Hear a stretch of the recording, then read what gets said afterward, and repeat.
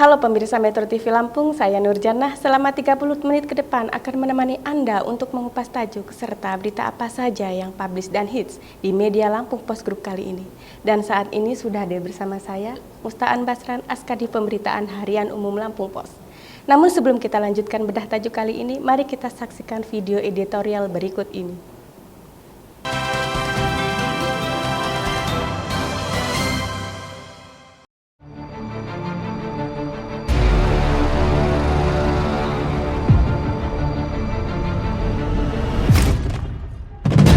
Tangkal praktek pungli bansos.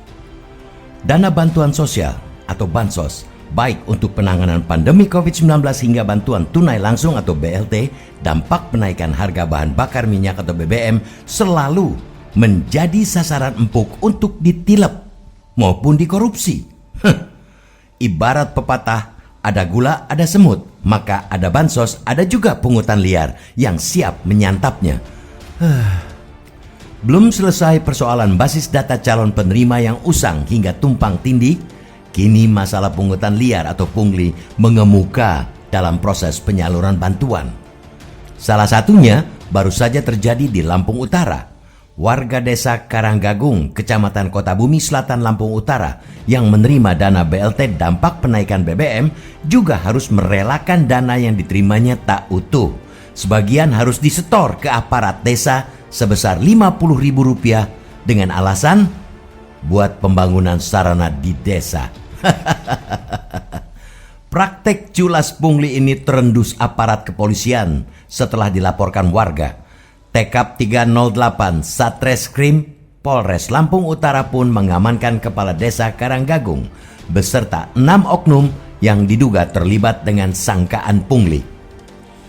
Namun hanya berselang 3 hari, pihak kepolisian membebaskan mereka yang diduga melakukan pungli dengan alasan tidak ditemukan unsur melawan hukum dalam kasus dugaan pungutan liar dana BLT yang mereka lakukan.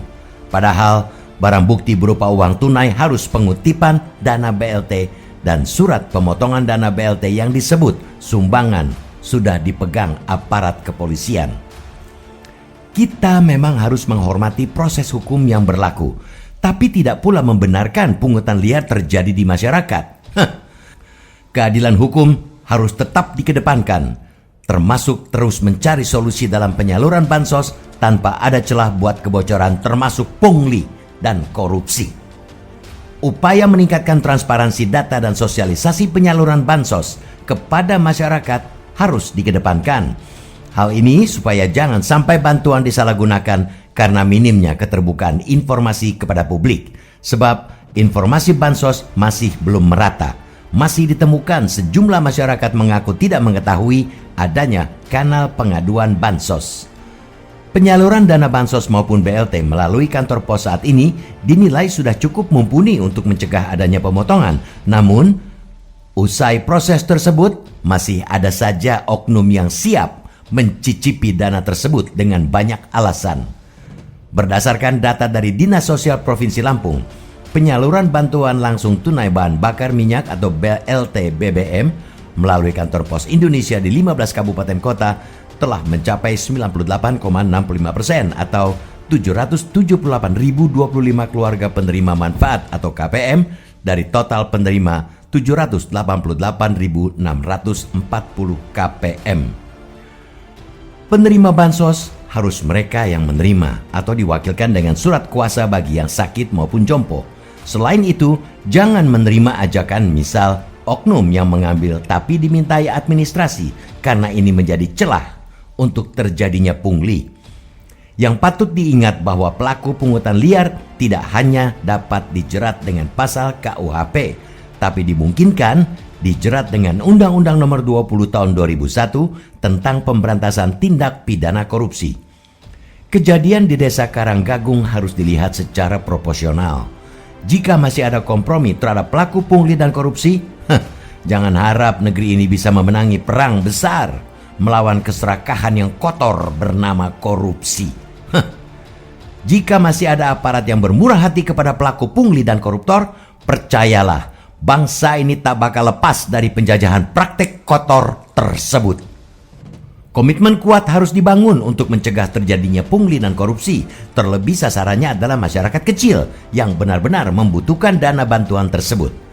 Para penegak hukum sebagai ujung tombak pemberantasan rasuah jangan main mata, bahkan malah ikut terlibat menikmati.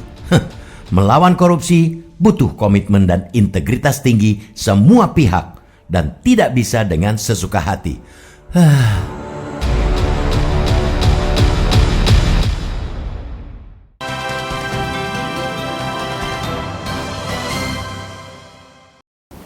Bang Aan, apa yang menjadi bahasan tajuk kita kali ini? Tajuk kita kali ini menyorot tentang praktik pungli bansos ya. Kemudian bagaimana menangkalnya karena memang pungli bansos ini menjadi menjadi salah satu virus lah karena mereka memotong hak dari warga miskin yang dibantu oleh pemerintah gitu. Nah, sebenarnya bantuan sosial ini adalah komitmen pemerintah ya Bang ya untuk memberikan bantuan kepada masyarakat miskin terutama ya.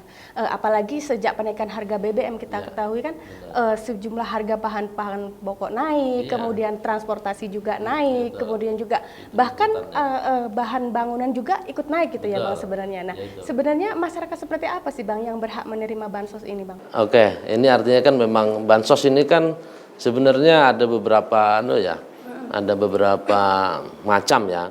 Dari awal ada bansos BLT, awalnya itu memang bantuan langsung tunai, langsung non tunai gitu ya. Karena ada beberapa faktor. Nah, kali ini memang BLT BBM pemerintah sengaja menurunkan khusus bantuan sosial untuk itu gitu. Dan masyarakat penerimanya adalah yang sudah dipilih pemerintah melalui NIK ya, NIK yang NIK KTP di sana tergambar bagi berapa pendapatan segala macam atau didaftarkan oleh RT atau lurahnya gitu.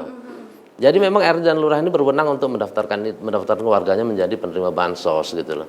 Nah, itulah yang akhirnya dipilih pemerintah untuk diberikan bantuan sosial baik tunai maupun non tunai. Tapi sayangnya memang komitmen pemerintah ini banyak banyak dikotori lah ya oleh perilaku oknum yang tidak bertanggung jawab gitu.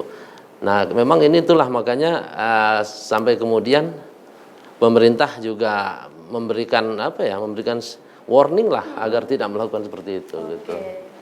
Pemirsa Metro TV Lampung, kami akan kembali sesaat lagi. Tetaplah bersama kami.